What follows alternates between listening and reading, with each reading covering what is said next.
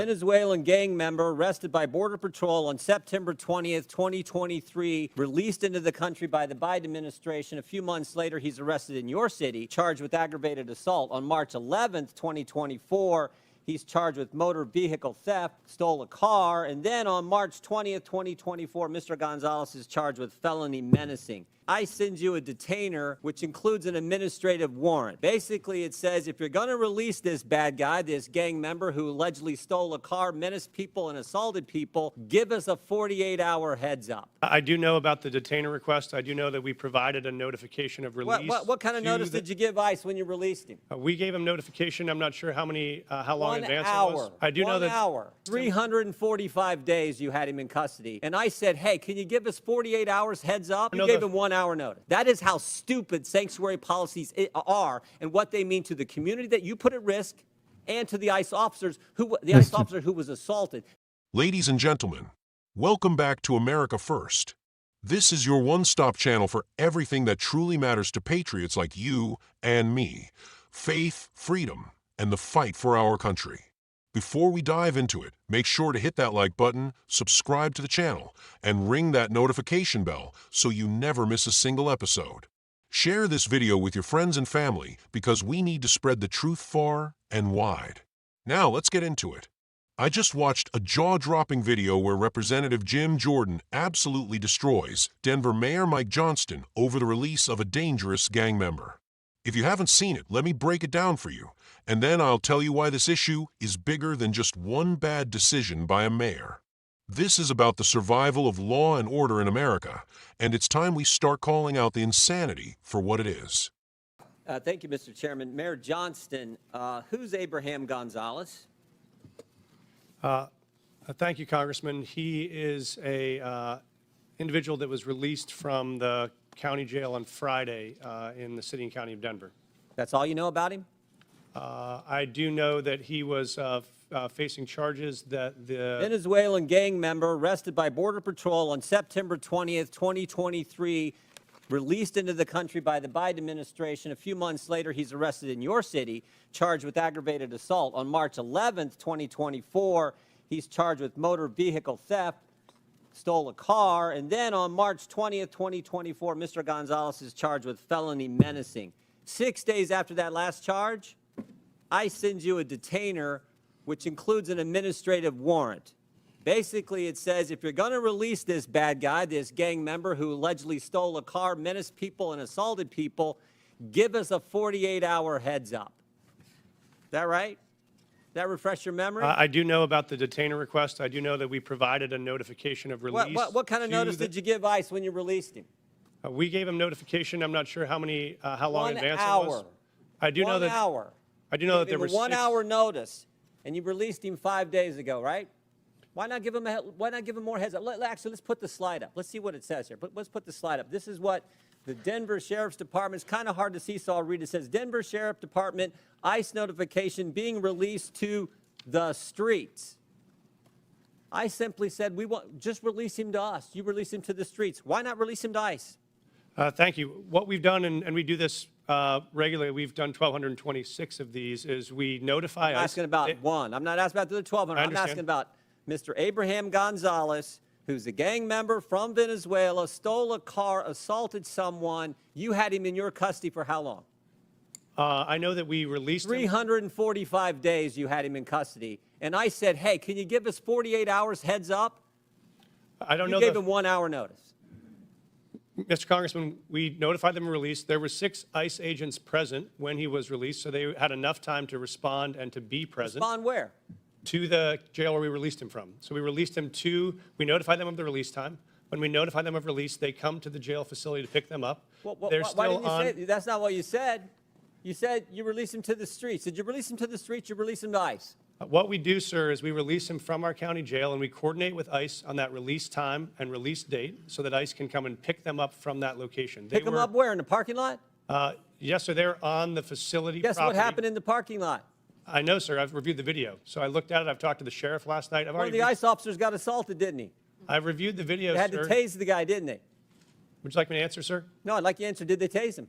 I know that there were 6 officers that had multiple tasers. I saw the So they detention had on 6 video. officers. If you keep him in the facility and they come in the facility and get him, does it take 6 officers? Probably takes 2, doesn't it? So we've been doing these, as I mentioned, 1,224 times, 1,226 times. This is the first time I've been made aware of there's been an incident like this. So I reached out to ICE after I saw the video. I've coordinated with their team and offered to sit down and see if there are procedures we can change It's a simple make sure this question. works smoothly. It's a simple question.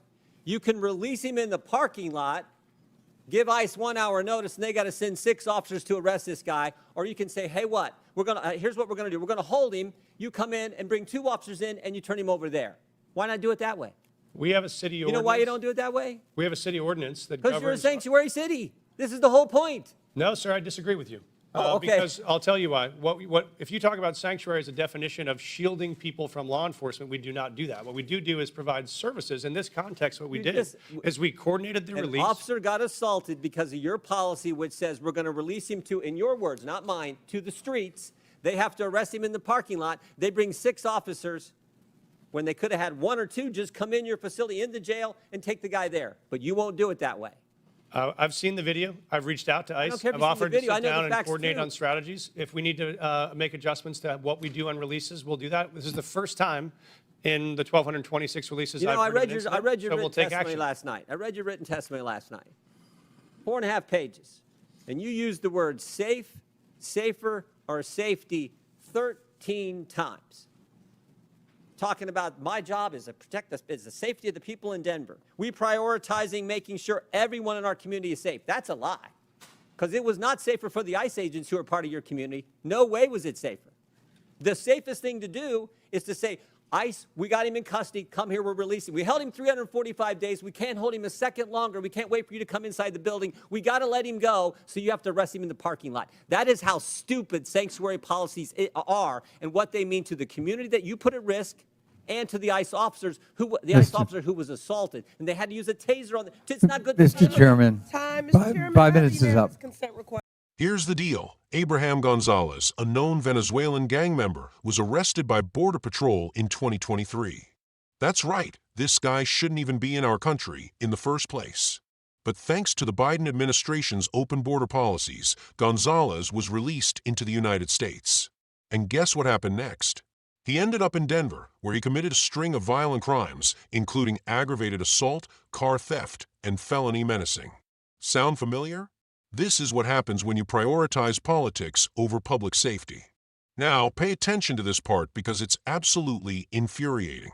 ICE, the agency responsible for dealing with illegal immigrants like Gonzalez, sent a detainer to the Denver Sheriff's Department. Basically, ICE said, hey, if you're going to release this dangerous criminal, give us 48 hours notice so we can take custody of him. Sounds reasonable, right? But what did Denver do?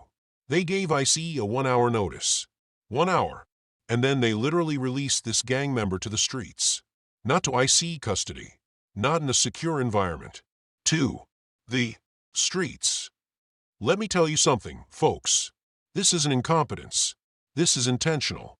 Denver is a sanctuary city, and they're more concerned with protecting illegal immigrants than they are with protecting their own citizens, or, in this case, ICE officers who were left to clean up their mess. This gang member, Gonzalez, could have been handed over safely inside the jail. But no. Instead, ICE agents were forced to arrest him in a parking lot, and one of them got assaulted in the process. Assaulted. You know what else they had to do? They had to tase the guy just to bring him under control. And Denver's mayor has the audacity to call this safe. Are you kidding me? Here's what really got me. Mayor Johnston tried to play it off like this was no big deal. He kept talking about how this was the first time something like this had happened out of 1,226 releases. First of all, why are there over 1,200 releases of illegal immigrants happening in Denver in the first place? Second, I don't care if it's the first time or the 1,000th time. This kind of dangerous nonsense should never happen. Period. And let's not forget the big picture here. This isn't just about Denver. This is about the radical left sanctuary city policies that are spreading like a cancer across this nation. These policies are designed to undermine our immigration laws, protect criminals, and put American lives at risk.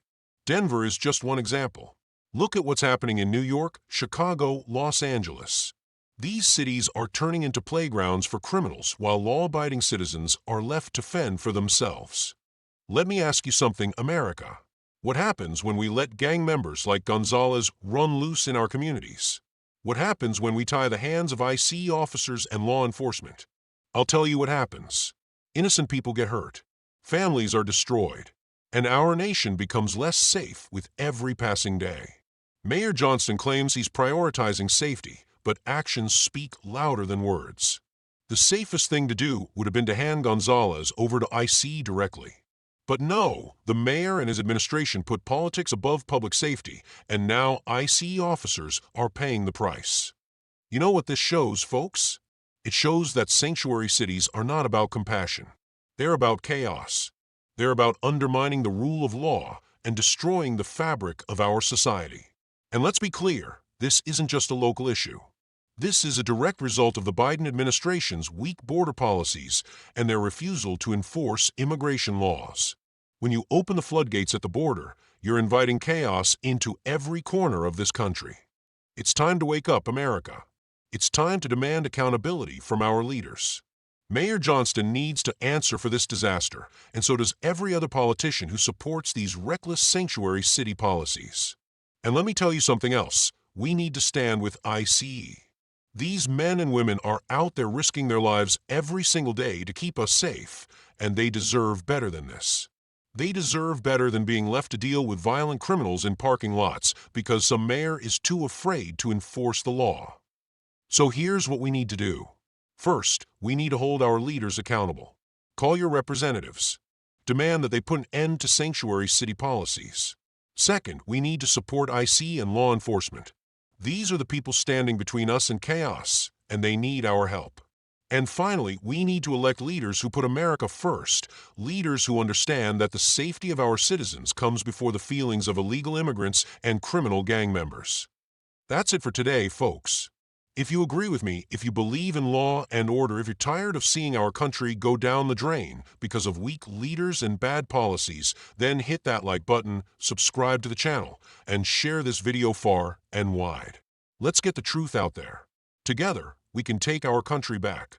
This is America First, and I'll see you next time. Stay strong, stay free, and God bless America.